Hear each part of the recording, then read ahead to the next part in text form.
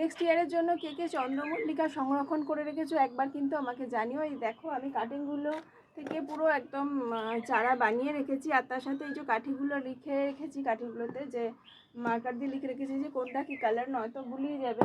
তো সেজন্য দেখো আমি যেখানে যা ছিল মোটামুটি যা যা তে রাখা সম্ভব সেই তাতেই দেখো কাটিংগুলো কিন্তু ভালো ঝাড় হয়ে গেছে। তো এগুলোতে কিন্তু আমি খেতে দিয়েছি, হ্যাঁ সর্ষে খোল খেতে দিয়ে, মানে সর্ষে পচা খোল যে সেই জল দিয়েছি। যখন জবা গাছগুলো দিয়েছিলাম তখন এই গাছগুলোতেও দিয়েছিলাম। এগুলো মোটামুটি ঝাড় হয়ে গেছে। গরমকালটা রাখবে এই যে গ্রিন নেটের নিচে, আমার ওপরের এই পজিশনটা আছে গ্রিন নেটের নিচে সব গাছের কাছে আমি কিন্তু রেখেছি। এখন কিন্তু বৃষ্টি খেলেও আমার কোনো প্রবলেম হয়নি, কিন্তু বর্ষাকালে যখন কন্টিনিউ বৃষ্টি হবে তখন কিন্তু আমাকে এই গাছগুলোকে একটুখানি বাঁচিয়ে রাখতে হবে, সংরক্ষণ করে রাখতে হবে, একটুখানি সেইডি এরিয়ায় রাখতে হবে যাতে কন্টিনিউ বৃষ্টিতে না গোড়া পচে যায়। এইভাবে চন্দ্রমল্লিকা চারাগুলোকে সংরক্ষণ করতে হবে, এবং সেই চারাগুলো দিয়ে নেক্সট বছরে আমি কিন্তু আবার সুন্দর চন্দ্রমল্লিকা আমি না কিনে তৈরি করতে পারবো। তোমরা কে কে এইরকমভাবে চন্দ্রমল্লিকাকে কে বাঁচিয়ে রেখেছো আমাকে কিন্তু অবশ্যই কমেন্ট করে একটু জানিও।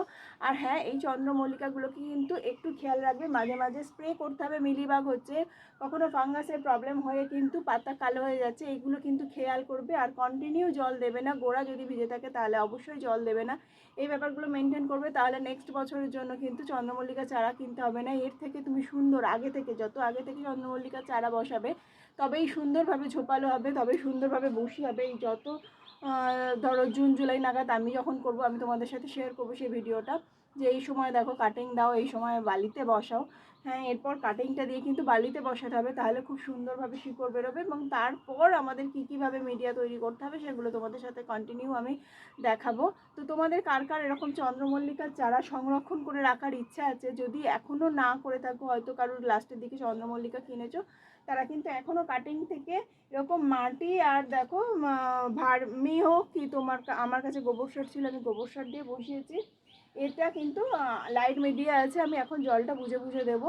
অনেক সময় অনেকে বালিতেও শুধু বসিয়ে শিকড় তৈরি করে, আমি ডাইরেক্ট মাটিতে করেছি, ডাইরেক্ট এখানেই করেছি, যাতে এইভাবেই হয়ে যায় এবং গাছগুলো খুব ভালো থাকে।